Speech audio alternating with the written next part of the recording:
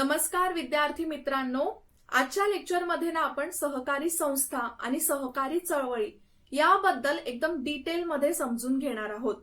आज आपण सहकारी संस्थांबद्दल डिस्कस का करतोय ना ते आधी कारण समजून घ्या. तर सुप्रीम कोर्टाने ना रिसेंटलीच एक निर्णय दिला सहकारी संस्थांबाबत. सहकारी संस्थांबाबत म्हणण्यापेक्षा मी असं म्हणेल की 97व्या घटना दुरुस्तीबाबत.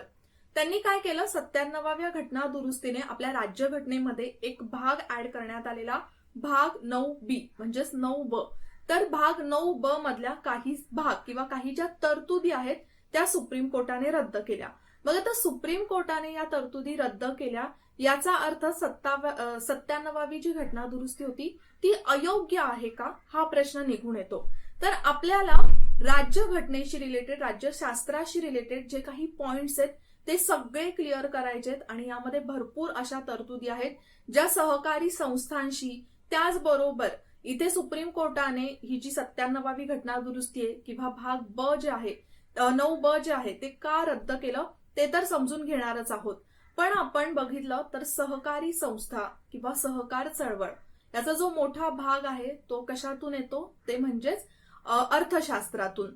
जर समजा ही घटना दुरुस्ती झाली नसती तर कदाचित पॉलिटीच्या दृष्टीने सहकारी संस्थांना एवढं इम्पॉर्टन्स नसतं, पण आर्थिक दृष्टीने, अर्थशास्त्राच्या दृष्टीने सहकारी संस्था खूप महत्वाच्या आहेत. त्यामुळे आपण सहकारी संस्थांबद्दल त्या गोष्टी सुद्धा नीट समजून घेणार आहोत. बघा, तुम्हीच बऱ्याच वेळेला म्हणत असता, कमेंट करत असता की मॅम इकॉनॉमिक्स घ्या. तर आता सहकारी संस्था हा एक टॉपिक मला मिळालाय, तर आपण इकॉनॉमिक्स बद्दल सुद्धा थोडंसं त्याच्यामध्ये डिस्कस करणार आहोत. मग बघू आता या लेक्चरला तुमचं किती रिस्पॉन्स मिळतोय. तर चांगला रिस्पॉन्स मिळाला तर आपण इकॉनॉमिक्सचे सुद्धा तुमचे मी काही लेक्चर घेईन. ठीक आहे. सो आधी केस समजून घेऊया. केस समजणं तुम्हाला गरजेचं आहे, पुढे केस स्टडी म्हणून सुद्धा उपयोगाची ठरू शकते. बघा, काही अशा केसेस असतात ना, त्या तुम्हाला माहिती असणं गरजेचं असतं आणि जर त्या राज्यघटनेशी रिलेटेड असेल किंवा इंडियन पिनल कोडशी रिलेटेड असतील ना, तर त्या तर जाणून घेणं महत्वाचंच असतं. कारण की बऱ्याच वेळेला ना असं ऍप्लिकेशन बेस्ड किंवा थोडंसं प्रॅक्टिकल बेस्ड प्रश्न सुद्धा आयोगाकडून विचारले जातात. आणि आता ही केस तर घटनेशी रिलेटेड आहे, म्हणजे नक्कीच यातून तुम्हाला मल्टी लायनर्स मध्ये प्रश्न विचारले जातील की ही केस कशाशी संबंधित होती, काय निर्णय होत्या, कोण कोण यामध्ये न्यायाधीश होते, राईट. सो यामध्ये न्यायाधीश होते, 3 जजेसचं बेंच होतं हे 3 न्यायाधीशांचं. त्याच्यामध्ये होते जस्टिस R.S. नरीमन, त्याच्यानंतर जस्टिस K.M. जोसेफ आणि जस्टिस B.R. गवई. ठीक आहे. तर या 3 जजेसने निर्णय दिला, ते पण 3-1 ने. आता हा 2-1 ने, 3 जजेस आहेत ना, सो 2-1 ने. आता हा काय निर्णय आहे तो सांगण्याआधी मी तुम्हाला सांगते की नक्की आपल्याला या लेक्चरमध्ये आज काय काय डिस्कस करायचे, अजेंडा काय. तर एक म्हणजे हे जे काही भाग आहे, भाग 9B मधला काही जो पार्ट आहे किंवा काही तरतुदी का रद्द केल्यात सुप्रीम कोर्टाने ते आधी समजून घ्यायचंय. त्यानंतर सहकारी संस्था, सहकारी चळवळ म्हणजे काय, सहकारी संस्था म्हणजे नक्की काय ते समजून घ्यायचंय. त्याच्यानंतर घटना दुरुस्ती पद्धत. इनफॅक्ट हा जो निर्णय आहे ना तो घटना दुरुस्तीबद्दलच आहे आणि घटना दुरुस्तीमध्ये ज्या काही तरतुदी दिलेल्या आहेत त्याच्यानुसार ही घटना दुरुस्ती चुकीची ठरवण्यात आलेली आहे. ठीक आहे. मग ती पद्धत आपण समजून घ्यायची आहे. त्याच्यानंतर संघ आणि राज्य कायदेविषयक अधिकार, ते सुद्धा मी तुम्हाला पुढे सांगणारच आहे की आपल्याला काय डिस्कस करायचंय. प्लस त्याच्याच बरोबर आपण भारतामधली जी सहकार चळवळ आहे किंवा पूर्वीपासून, स्वातंत्र्यापूर्वी, स्वातंत्र्यानंतर कशा प्रकारे सहकार आपल्याकडे काम करतंय ते आपण नीट समजून घेणार आहोत. ठीक आहे. मग आधी आपण बघून घेऊया की आपण का चर्चा करतो याच्यावर आणि सध्या का चर्चेत आलेला हा विषय. तसं तर हे जे वर्डिक्ट आहे किंवा हा निर्णय येऊन बरेचसे दिवस झालेले आहेत, आता 4-5 दिवस झालेले आहेत. पण थोडंसं मी लेट लेक्चर घेते कारण की आपल्याला बरेचसे पॉइंट्स याच्यामध्ये कव्हर करायचे. तसं तर मी फक्त पॉलिटी बद्दलच घेणार होती, पण प्रिपेअर करता करता म्हटलं चला हा टॉपिक थोडासा अजून इम्पॉर्टंट आहे, तर आपण सगळेच पॉइंट्स यामधले क्लिअर करून टाकूया. ठीक आहे. मग सर्वोच्च न्यायालयाने काय केलंय, घटना दुरुस्ती 97चा भाग 9B जो आहे तो रद्द केलेला आहे. आता भाग 9B म्हणजेच काय, तर 97व्या घटना दुरुस्तीना सहकारशी रिलेटेड काही गोष्टी, काही तरतुदी आपल्या राज्यघटनेमध्ये ऍड करण्यात आलेला आणि त्यातलीच एक तरतूद आहे ते म्हणजे भाग 9B. भाग 9B ने काय करण्यात आलं, तर आपल्या देशातल्या ज्या सगळ्या सहकारी संस्था आहेत, ठीक आहे, ज्या सहकारी संस्था आहेत त्या नीट मॅनेज व्हाव्या, त्यांचं मॅनेजमेंट योग्य पद्धतीने चालावं, ट्रान्सपरन्सी असावी, त्यासाठी भाग 9B ऍड करण्यात आलं आणि सहकारी संस्थांना एक प्रकारे घटनात्मक दर्जा देण्यात आला. मग सहकारी संस्था तेवढ्या महत्वाच्या आहेत का की त्यांच्यासाठी एक नवीन भागच आपल्या राज्यघटनेमध्ये ऍड करण्यात आला? जर आपण आपल्या देशामध्ये बघितलं तर सहकारी संस्था एक महत्वाचा रोल प्ले करतात. बघा ना, काही अशा इकॉनॉमीज आहेत आपल्या जगभरामध्ये, त्याच्यामध्ये सहकारी संस्था खूप महत्वाचा रोल प्ले करतात. पण आपल्या भारतामध्ये जर आपण बघितलं तर जगभरातलं जेवढ्या सहकारी संस्था असतील तर त्यामधला एक खूप मोठा पार्ट किंवा सहकारी संस्था, स्ट्रॉंग सहकारी संस्था आपल्या भारतामध्ये आहेत. ठीक आहे. मग आता याचं कारण काय आहे? मी तुम्हाला सांगितलं की काय रद्द केलंय, भाग 9B मधला काहीतरी पार्ट रद्द केलाय. पण तो का रद्द केलाय? तर त्याची ना काही 1-2 कारणं आहेत, ती नीट समजून घ्या. पहिलंच कारण आहे ते म्हणजे भाग 9 मधल्या ज्या तरतुदी आहेत त्या राज्यघटनेतील संघ राज्य या संज्ञेचं उल्लंघन करतात. बघा, आता घटना दुरुस्ती कोणत्या कलमानुसार केली जाते? कलम 368 नुसार. कशानुसार केली जाते? तर कलम 368 नुसार. ठीक आहे. कलम 368 मध्ये काय सांगण्यात आलेलं आहे? जर समजा एखादा घटक हा अनुसूचित 7 मधला असेल आणि त्याच्यामध्ये जर दुरुस्ती करायची असेल तर त्यासाठी विशेष बहुमताने ते जे घटना दुरुस्ती विधेयक आहे ते पारित करावं लागतं. प्लस 50 पेक्षा जास्त राज्यांची त्याला सहमती लागते. 50 पेक्षा म्हणजे 50% जास्त राज्यांची त्याला सहमती लागते, तरच ते घटना दुरुस्ती विधेयक पारित होऊ शकतं. आता जर आपण बघितलं, सहकार हा जो विषय ना तो अनुसूचित 7 मध्ये आहे आणि सहकार हा विषय राज्यसूचीतला आहे. मग आता हे राज्यसूची वगैरे काय ते मी तुम्हाला पुढे सांगणारच आहे. मग अनुसूचित 7 मधला किंवा परिशिष्ट 7 मधला जर सहकार हा विषय आहे तर त्याच्यासाठी कलम 368 ज्या वेळेला घटना दुरुस्ती होत होती त्यावेळेला 50% राज्यांची सहमती सुद्धा आवश्यक होती. पण संसदेने ती सहमती घेतली नाही. ज्यानुसार एखादं सामान्य विधेयक पारित होतं, म्हणजे सामान्य घटना दुरुस्ती पारित होते, त्यानुसार ही घटना दुरुस्ती फक्त संसदेमध्ये पारित करण्यात आली. त्याच्यामध्ये राज्यांचा विचार घेतला नाही. बघा, ज्यावेळेला 73 आणि 74वी घटना दुरुस्ती झालेली त्यावेळी सुद्धा 50% राज्यांची सहमती आवश्यक होती, तर ती सहमती घेतली होती. राईट. मग ते इथे सहमती घेतली नाही. डिरेक्टली सहकार हा जो विषय आहे तो केंद्राकडे गेला. एक प्रकारे केंद्राचं त्याच्यावर तुम्ही म्हणू शकता थोडासा दबदबा जास्त निर्माण झाला. ठीक आहे. मग आपण आता त्याच्यावरच जाणून घेऊया. सर्वात आधी आपण बघूया सहकार म्हणजे नक्की काय. तर सहकार ILO म्हणजेच international labour organization. International labour ऑर्गनायझेशनने सहकारची संज्ञा कशी केलेली आहे? तर एक अशी संस्था ज्या संस्थेमध्ये काही लोक एका समान, म्हणजेच काय, समान त्यांचे आर्थिक, सामाजिक आणि सांस्कृतिक गरजा पूर्ण करण्यासाठी ज्या संस्थेची स्थापना केली जाते त्याला म्हटलं जातं सहकार. ठीक आहे. सहकार आणि पार्टनरशिप व्हेंचर्स हे वेगवेगळे आहेत, हे लक्षात ठेवा. पार्टनरशिप मध्ये काय, 2-3 पार्टनर्स असतील, त्यांचं भाग भांडवलाप्रमाणे त्यांचं जे प्रॉफिट आहे ते डिस्ट्रीब्यूट होईल. म्हणजे पार्टनरशिप म्हणजे आपण काय म्हणू शकतो, ते एक प्रॉफिट मेकिंग कंपनी असते. पण सहकार म्हणजे काय? सहकार म्हणजे एखादा त्यांचा अजेंडा असतो. समजा एखादी शेतकरी संघटना आहे, शेतकऱ्यांनी एक सहकार संस्था ओपन केली, तर त्यामध्ये शेतकरी संस्थेमध्ये किंवा शेतकऱ्यांच्या सहकारी संस्थेमध्ये महत्वाचा अजेंडा काय असणार आहे, त्यांचा मोटिव्ह काय असणार आहे? तर एक म्हणजे सगळ्या शेतकऱ्यांना एक प्रॉपर कर्ज मिळावं. ठीक आहे. त्याचबरोबर बी बियाणे मिळावे. बी बियाणे नंतर जे शेतीच्या मशागतीसाठी ज्या काही गोष्टी लागतात त्या मिळाव्यात. ओके. म्हणजे याच्यामध्ये कशाचा विचार केलेला आहे? तर एखाद्या घटकाचा विचार केलेला आहे आणि त्या घटकामध्ये प्रत्येक जो व्यक्ती येतो त्यांचा विकास झाला पाहिजे किंवा त्यांना समान गोष्टी मिळाल्या पाहिजेत, त्या गोष्टीकडे लक्ष दिलं जातं. ठीक आहे. त्यालाच म्हटलं जातं सहकार. म्हणजेच सहकारचा बेसिक मोटिव्ह काय असतं, तर आर्थिक दृष्ट्या, सामाजिक दृष्ट्या, सांस्कृतिक दृष्ट्या एक प्रकारे विकास होणं. ठीक आहे. मग आता सहकारी ज्या संस्था आहेत त्या वेगवेगळ्या प्रकारच्या असतात. जसं कन्झ्युमर्स कोऑपरेटिव्ह सोसायटीज असतात, प्रोड्युसर म्हणजेच उत्पादकांच्या कोऑपरेटिव्ह सोसायटीज असतात, ज्याच्यामध्ये सगळे उत्पादक एकत्र येतील आणि काय काय गरजा आहेत ते बघतील, त्यांचा एखादा मोटिव्ह ठरवतील आणि त्याच्यानुसार काम करतील. मग त्यामध्ये हाऊसिंग कोऑपरेटिव्ह सोसायटीज असतात, क्रेडिट कोऑपरेटिव्ह सोसायटीज असतात, म्हणजे जे लोन देणं वगैरे असतं ते त्याच्यामध्ये येतं, मार्केटिंग कोऑपरेटिव्ह सोसायटीज असतात. ठीक आहे. मग अशा वेगवेगळ्या प्रकारच्या कोऑपरेटिव्ह सोसायटीज असतात. पण मेनली ना ज्या कृषी रिलेटेड कोऑपरेटिव्ह सोसायटीज आहेत त्या आपल्या देशामध्ये खूप जास्त फेमस आहेत आणि त्या जास्त काम करतात. जसं बघा साखर कारखान्यांसाठी कोऑपरेटिव्ह सोसायटीज आहेत किंवा दुधासाठीच्या वेगवेगळ्या कंपन्याज असतात, तर त्याच्यासाठीच्या कोऑपरेटिव्ह सोसायटीज आहेत आणि इनफॅक्ट त्या मान्यता प्राप्त कोऑपरेटिव्ह सोसायटीज आहेत, म्हणजे सहकारी संस्था आहेत. ठीक आहे, तर तुम्हाला इथे सहकार म्हणजे नक्की काय समजलं. आता वळूया आपण 97व्या घटनादुरुस्तीकडे.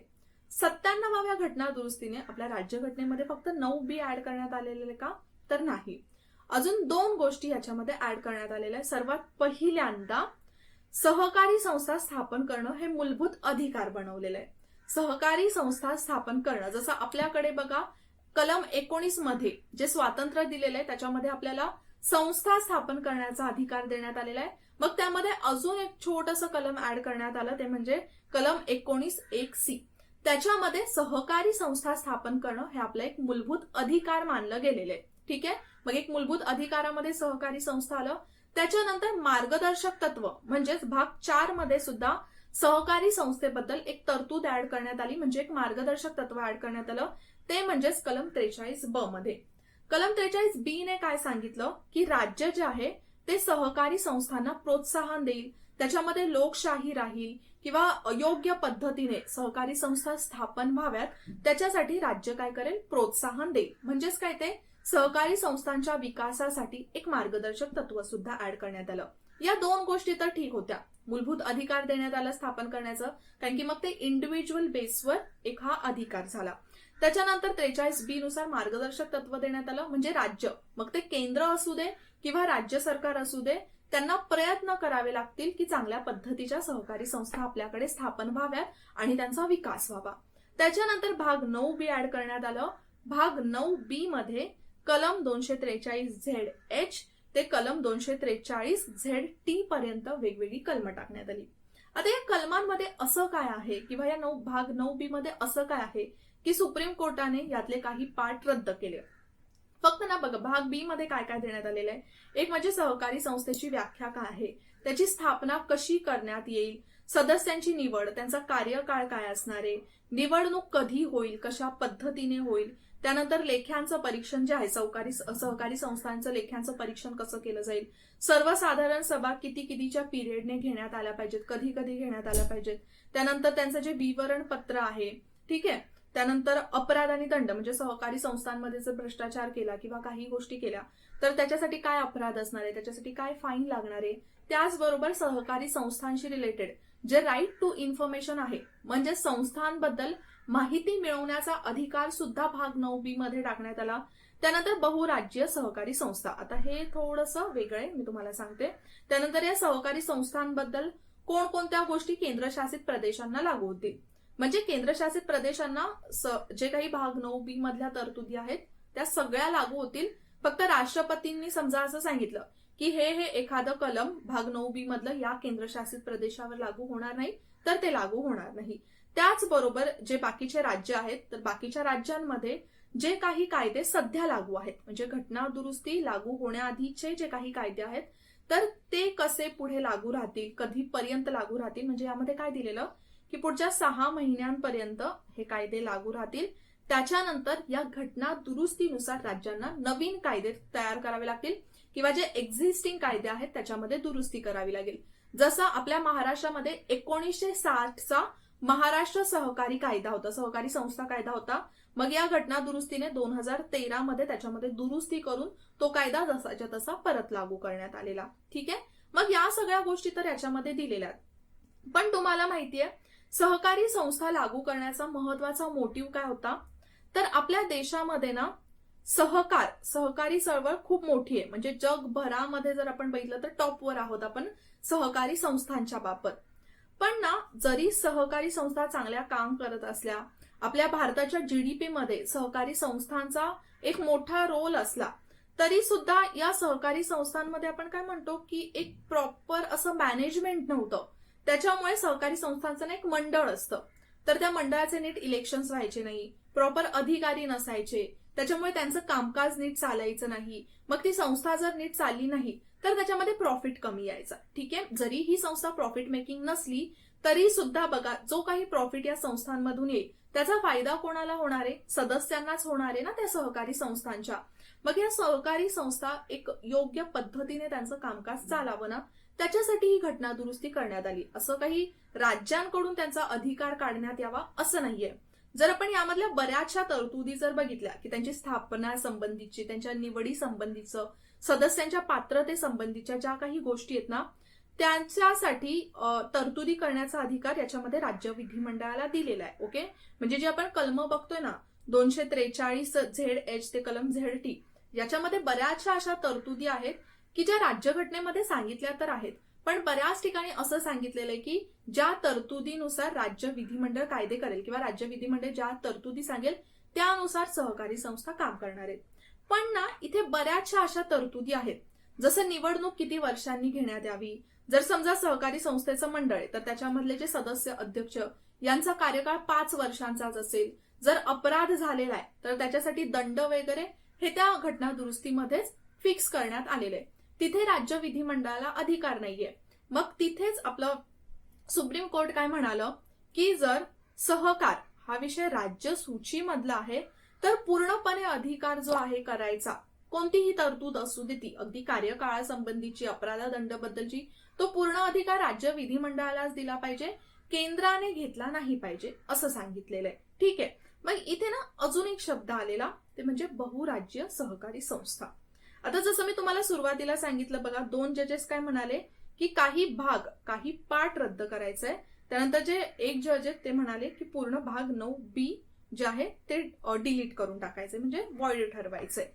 मग इथे जे 2 जजेस आहेत ना, ते काय म्हणाले की जे बहुराज्य सहकारी संस्था आहेत त्याच्यावर तर केंद्र कायदे करू शकतं, कारण की बहुराज्य सहकारी संस्था हे केंद्र सूचीमध्ये येतं, विषय क्रमांक 44 मध्ये. ठीक आहे. तिथेच हे जज काय म्हणालेले की पूर्ण रद्द करण्यात यावी. मग बहुराज्य संस्थेबद्दल जर कायदे करण्याचा अधिकार केंद्राला आहे किंवा घटना दुरुस्तीने ते ऍड करण्यात आलेल्या राज्यघटनेमध्ये, तर ते बरोबर आहे.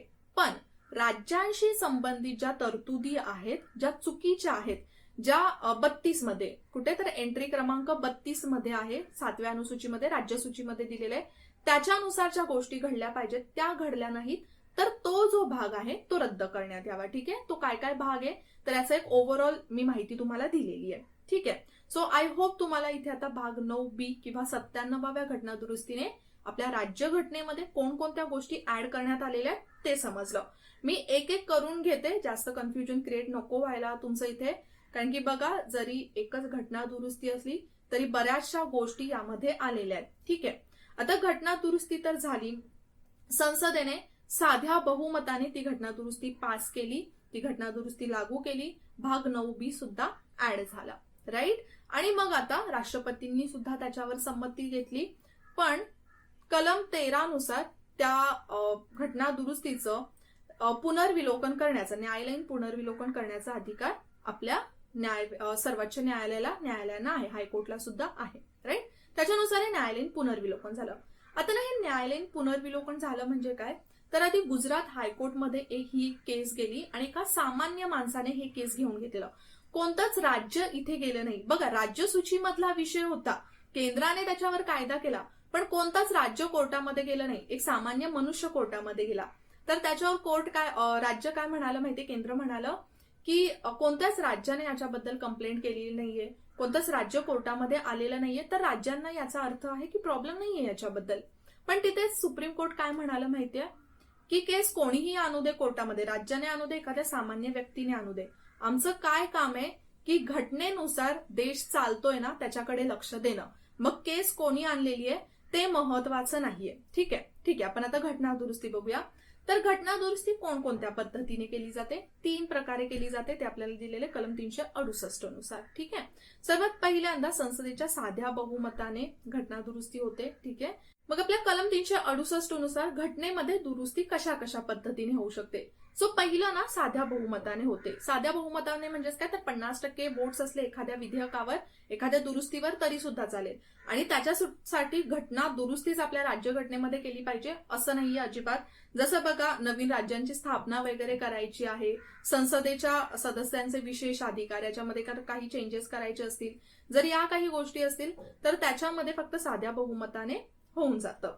त्यानंतर संसदेच्या विशेष बहुमताने, संसदेच्या विशेष बहुमताने म्हणजेच काय, तर संसदेमध्ये उपस्थित असलेले जेवढे सदस्य आहेत त्याच्या 2/3 बहुमताने ते विधेयक म्हणजे ते घटना दुरुस्ती विधेयक पास होणं गरजेचं आहे.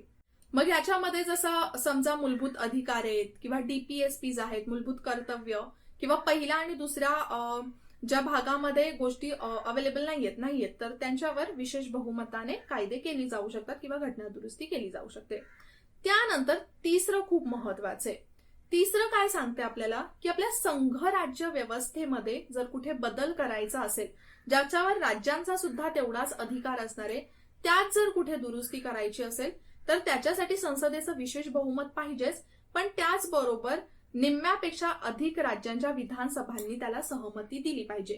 ठीक आहे, विधिमंडळांनी त्याला सहमती दिली पाहिजे. सो हे सुद्धा महत्वाचं आहे. मग त्याच्यामध्ये कोणकोणत्या गोष्टी येतात त्या खूप महत्वाच्या आहेत. जसं राष्ट्रपतींची निवडणूक आणि प्रक्रिया. राष्ट्रपतींची निवडणूक आणि प्रक्रिया का? कारण की बघा, राष्ट्रपतीच्या निवडणुकीमध्ये विधानसभेचे सदस्य सुद्धा असतात, राईट. मग तिथे विधानसभेच्या सदस्यांना सुद्धा महत्व प्राप्त आहे, राज्याला सुद्धा महत्व प्राप्त आहे. त्यानंतर संघ राज्य आणि राज्यांचे कार्यकारी अधिकार म्हणजे एकमेकांमध्ये जे कार्यकारी अधिकार वाटून घेतलेले आहेत. त्यानंतर सर्वोच्च आणि उच्च न्यायालयाच्या बाबतीत संघ आणि राज्यामधील वैधानिक अधिकार, परिशिष्ट 7 मधील कोणतीही सूची. परिशिष्ट 7 मधील कोणतीही सूची म्हणजेच काय, तर परिशिष्ट 7 मध्ये कायदेविषयक अधिकार देण्यात आलेले आहेत राज्य आणि केंद्रामधले. तर त्या सगळ्या वेगवेगळ्या 3 सूची आहेत, त्या मी तुम्हाला पुढे सांगणारच आहे. त्यानंतर संसदेमध्ये जे राज्यांचं प्रतिनिधित्व असतं तर त्या प्रतिनिधित्वांच्या सदस्यांची संख्या कमी जास्त करायची असेल तर त्यावेळेला सुद्धा राज्यांचं मत लागणार आहे. आणि त्याचबरोबर जर घटना दुरुस्ती प्रक्रिया, घटना दुरुस्तीची पद्धत याच्यामध्ये जर काही चेंजेस करायचे असतील तर ते कलम 368(2) मध्ये देण्यात आलेले आहेत आणि त्याच्यानुसारच घटना दुरुस्ती झाली पाहिजे.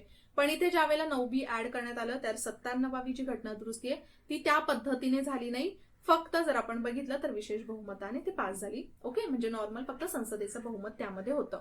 मग आता 7वी अनुसूची काय आहे, तर 7व्या अनुसूचीमध्ये ना जे कायदेविषयक अधिकार आहेत केंद्र आणि राज्यांमध्ये वाटून घेतलेले ते देण्यात आलेले आहेत. तर केंद्र सूचीमध्ये किती अधिकार देण्यात आलेले आहेत, राज्य सूचीमध्ये किती अधिकार देण्यात आलेले, समवर्ती सूचीमध्ये किती अधिकार देण्यात आलेले आहेत यावर डिपेंड असतात. जसं केंद्र सूचीमध्ये जे सगळे विषय आहेत त्याच्यावर कायदे करण्याचा अधिकार फक्त केंद्राचा आहे. राज्य सूचीमध्ये जे काही विषय देण्यात आलेले आहेत त्याच्यावर कायदे करण्याचा अधिकार फक्त राज्याचा आहे. आणि समवर्ती सूचीमध्ये दोन्ही मिळून कायदे करू शकतात. पण हा, जर आपण म्हटलं कोण वरचढ आहे तर ऑब्व्हियसली केंद्राला त्या बाबतीत जास्त अधिकार असतात. ठीक आहे. मग जर आपण राज्य सूचीमध्ये बघितलं तर त्यामध्ये जसं पब्लिक ऑर्डर, पोलीस, आरोग्य, त्याचप्रमाणे ट्रेड, त्यानंतर शेती, कृषी किंवा इरिगेशन या सगळ्या ज्या गोष्टी आहेत त्या राज्य सूचीमध्ये येतात. त्यामध्ये सहकार सुद्धा राज्य सूचीमध्ये येतं. ठीक आहे. मग हा राज्य सूचीमधला विषय होता. जरी सगळ्या देशामध्ये चेंज करायचा होता सहकाराबद्दल, मग आता राज्य सूचीमधला विषय होता तर राज्यांना सुद्धा तेवढाच अधिकार होता. ठीक आहे. इथे लक्षात ठेवा बघा, केंद्राने जो निर्णय घेतलाय तो चुकीचा असा नाहीये. सहकार एक योग्य पद्धतीने चालावं, त्याच्यासाठी एक प्रॉपर मॅनेजमेंट असावं, त्याच्यासाठी हा निर्णय घेण्यात आलेला आहे. ठीक आहे. इथे चुकीचं नाहीये म्हणून आपण म्हणू शकतो की कोणतंच राज्य कोर्टामध्ये गेलं नाही. पण जी प्रोसिजर आहे त्याच्यासाठी करण्यात आलेली ती फॉलो झालेली नाहीये. जर ती फॉलो झाली नाही मग कदाचित पुढे सुद्धा असं होऊ शकतं ना की चुकीच्या पद्धतीने घटना दुरुस्ती करतील, राज्यांचा अजिबात यात विचार घेतला जाणार नाही आणि मग त्याचं हे एक्झाम्पल सेट केलं जाईल की 97वी घटना दुरुस्ती सुद्धा त्याच पद्धतीने झालेली, मग पुढे सुद्धा तसं झालं तर त्याचा काहीच आपण म्हणू शकतो की काही डाऊट नाहीये त्याच्यावर, राईट. मग म्हणूनच सर्वोच्च न्यायालयाने हा निर्णय घेतला आणि हा निर्णय खूप महत्वाचा होता. आता आपण पुढे वळूया आपल्या अर्थशास्त्राच्या भागाकडे, ते म्हणजे सहकार चळवळकडे. आय होप तुम्हाला इथे आता जे आपण सगळं सहकार बद्दल समजून घेतलं, जे तुम्हाला मी सांगितलं ते नीट समजलं असेल की का सर्वोच्च न्यायालयाने एक असा निर्णय घेतला, त्याच्यानंतर घटना दुरुस्तीमध्ये काय तरतूद दिलेली, राज्य सूचीमध्ये कोणते विषय आहेत, कसे विषय आहेत ते नीट समजलं असेल. आता आपण वळूया सहकार चळवळकडे. तर सहकार म्हणजेच काय, याच्यामध्ये ना कोणत्या व्यक्तीने किती भांडवल दिलंय, त्याचं किती कॅपिटल आहे या संस्थेमध्ये ते पकडलं जात नाही, त्याला इम्पॉर्टन्स नाहीये. इथे प्रत्येक व्यक्तीला महत्व आहे. जसं एक व्यक्ती एक मत, म्हणजे समजा एखादा विषय मांडला तर बघा जनरली आपण इक्विटी शेअर्स मध्ये वगैरे बघतो, पार्टनरशिप कंपन्यांमध्ये वगैरे बघतो, तर कोणाच्या मताला जास्त व्हॅल्यू असते, ज्याचं भांडवल जास्त आहे त्याला जास्त व्हॅल्यू असते. पण इथे कोणाचं कितीही भांडवल असू दे, एका व्यक्तीच्या एका मताला इम्पॉर्टन्स असतं, हे लक्षात ठेवा. आणि जर आपण सहकारची सुरुवात बघितली तर ती कुठून झालेली आहे? सर्वात पहिल्यांदा युरोपमध्ये झालेली आहे. आणि युरोपमधून ब्रिटिशच आपल्या भारतात घेऊन आलेले. जसं भारत हा एक कृषी प्रधान देश होता, आता सुद्धा आहे आपण म्हणू शकतो. मग आता त्यावेळेला शेतकऱ्यांचं जे लँडलॉर्ड्स म्हणजेच सावकारांकडून जे काही शोषण होत होतं, तर त्याच्यासाठीच सहकार ही पद्धत ब्रिटिशांनीच भारतात आणली. आणि जी पहिली सहकारी संस्था आहे ती अहमदनगर आणि पुण्याचे जे शेतकरी आहेत त्यांनी मिळून स्थापन केलेली. तर अहमदनगर, पुणे इथे सुद्धा सावकार बरेच अन्याय करत होते, शोषण करत होते शेतकऱ्यांचं. मग एक योग्य पर्याय म्हणून पहिली जी सहकारी संस्था आहे ती कुठे स्थापन झालेली? अहमदनगर, पुणे या शेतकऱ्यांनी स्थापन केलेली. मग ब्रिटिश काळामध्येच ना सहकाराशी संबंधित काही कायदे आणण्यात आले. ते म्हणजे the Deccan agriculture relief act, हा 1878 मध्ये आलाय. म्हणजे बघा कधी आलेला आहे सर्वात पहिल्यांदा ऍक्ट. त्यानंतर the land improvement loan act 1884 मध्ये आला. त्यानंतर द ऍग्रिकल्चरल लोन ऍक्ट 1903 मध्ये आला. ठीक आहे. मग आता पुढे काय झालं? तर आता ही जर आपण बघितली तर शेती संबंधित, कृषी संबंधीची सहकारी संस्था होती आणि बरेच वर्ष कृषी संबंधीच्या सहकारी संस्था आपल्याकडे होत्या. मग नंतर पत हमी संबंधीची एक पहिली सहकारी संस्था आपल्या देशामध्ये स्थापन झाली, ते म्हणजेच बँकिंग क्रेडिट सोसायटी 1903 मध्ये. कधी? तर पहिली जी क्रेडिट सोसायटी आपल्याकडे ती 1903 मध्ये स्थापन झाली. ओके. मग आता सहकारी संस्थांचा जो सहभाग आहे किंवा सहकार चळवळ आपल्या देशामध्ये खूप वाढत चाललेली, त्यामध्ये जो 1919चा मॉन्टेग्यू चेम्सफोर्ड कायदा आला, त्या कायद्याने काय केलं, जे प्रोव्हिन्सेस आहेत म्हणजे जे प्रांत आहेत त्या प्रांतांना अधिकार दिला की त्यांच्या प्रांतांसाठी ते सहकारी संस्थांबद्दल तरतुदी कायदे करू शकतात. ठीक आहे. म्हणजे सर्वात पहिल्यांदा बघा एखाद्या प्रांताला, स्पेसिफिक प्रांताला अधिकार कधी देण्यात आलेला आहे? तर 1919च्या कायद्यानुसार.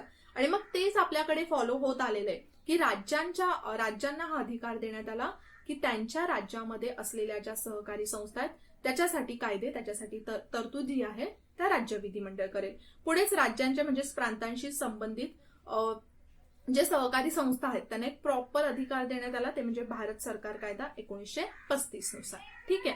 मग इथपर्यंत झालं की जे पूर्वीचे म्हणजे स्वातंत्र्यापूर्वी कोणकोणते कायदे आले, कशा प्रकारे आपल्याकडे सहकार चळवळ आली. पण स्वातंत्र्यानंतर सहकारीला महत्व होतं का? तर हो, स्वातंत्र्यानंतर ज्या पंचवार्षिक योजना आल्या त्याच्यामध्ये सहकारी संस्थांचा एक मोठा हिस्सा होता.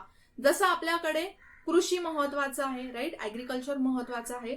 मग लाल बहादूर शास्त्री, कोण? तर जे आपले पंतप्रधान होते लाल बहादूर शास्त्री, त्यांनी सहकारी संस्थेच्या स्थापनेला, त्यांच्या विकासाला मेनली पंचवार्षिक योजनेमध्ये महत्व द्यायला सुरुवात केली. त्याच्यानंतरच मग 1962 मध्ये राष्ट्रीय सहकार विकास संघटना, ओके, ही एक संघटना स्थापन करण्यात आली आणि ही एक वैधानिक संघटना स्थापन करण्यात आली, हे लक्षात ठेवा. कोणती? तर राष्ट्रीय सहकार विकास संघटना. ओके. त्याच्यानंतर 1984 मध्ये एक बहुराज्य सहकार संस्था कायदा सुद्धा पारित करण्यात आला. ठीक आहे. आय होप तुम्हाला इथे तरी ऍटलीस्ट समजलं असेल की दोन प्रकारच्या सहकारी संस्था असू शकतात. एक म्हणजे राज्यांतर्गतच ज्या सहकारी संस्था काम करतात आणि ज्या वेगवेगळ्या राज्यांमध्ये सहकारी संस्था काम करतात. जे फक्त राज्यांतर्गत सहकारी संस्था काम करतात तो जो विषय आहे तो एंट्री क्रमांक 32 मध्ये दिलेला आहे राज्य सूचीमध्ये. आणि बहुराज्यीय म्हणजेच मल्टी स्टेट ज्या सहकारी संस्था आहेत तो जो विषय आहे तो केंद्र सूचीमध्ये दिलेला आहे एंट्री क्रमांक 44 मध्ये. हे मी तुम्हाला सारखं सांगते कारण की ते तुम्हाला लक्षात असलं पाहिजे. ठीक आहे. मग आपण भारताच्या सहकार संस्थेबद्दल तर सगळं बघितलं. मग महाराष्ट्र आणि सहकार, जर भारतामध्ये आपण बघितलं तर सर्वात जास्त सहकारी संस्था ज्या आहेत त्या महाराष्ट्रामध्ये आहेत. ठीक आहे. आणि महाराष्ट्रामध्ये सुद्धा सहकारी संस्थांचं प्रमाण हे अगदी स्वातंत्र्यापूर्वी काळापासून खूप जास्त राहिलेलं आहे. मग तसे तर बरेचसे कायदे आहेत सहकारी संस्थांबद्दल, जसं क्रेडिट सोसायटीसाठीचे वेगळे आहेत वगैरे, पतहमी संस्थांसाठीचे. मग त्यातला जो महत्वाचा कायदा आहे ते म्हणजे महाराष्ट्र राज्य सहकारी संस्था कायदा 1960 मध्ये आलेला.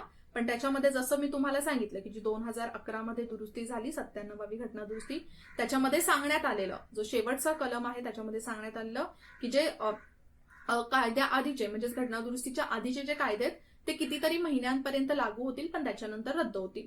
मग त्यानुसार सुधारित कायदा जो आहे तो 2013 मध्ये लागू झालेला आहे आपल्या महाराष्ट्रामध्ये. ठीक आहे. सो आय होप तुम्हाला आता हे तरी नीट समजलं असेल की कशा पद्धतीने सर्वोच्च न्यायालयाने निर्णय दिलाय. त्याच्या मागची कारणं काय होती. पण ना त्याचबरोबर रिसेंटलीच ज्या सहकारी संस्था आहेत त्या चर्चेमध्ये होत्या. का माहितीये, करंटली 7 जुलैला म्हणजेच याच वर्षी 2021 मध्ये 7 जुलैला एक नवीन मिनिस्ट्री स्थापन करण्यात आलेली आहे कोऑपरेशनशी रिलेटेड. ते म्हणजेच मिनिस्ट्री ऑफ कोऑपरेशन. ठीक आहे, काय तर मिनिस्ट्री ऑफ कोऑपरेशन. आता ही मिनिस्ट्री सुद्धा का स्थापन करण्यात आलेली आहे, तर हे एक हिस्टॉरिक मूव्ह मानला जातोय आपल्या देशामध्ये की अशा प्रकारे सहकारासाठी एखादं मंत्रालय स्थापन करण्यात आलेलं आहे. या मंत्रालयाचं महत्वाचं काय काम असणार आहे, तर बघा आपलं एक विजन आहे, ते म्हणजे सहकार से समृद्धी.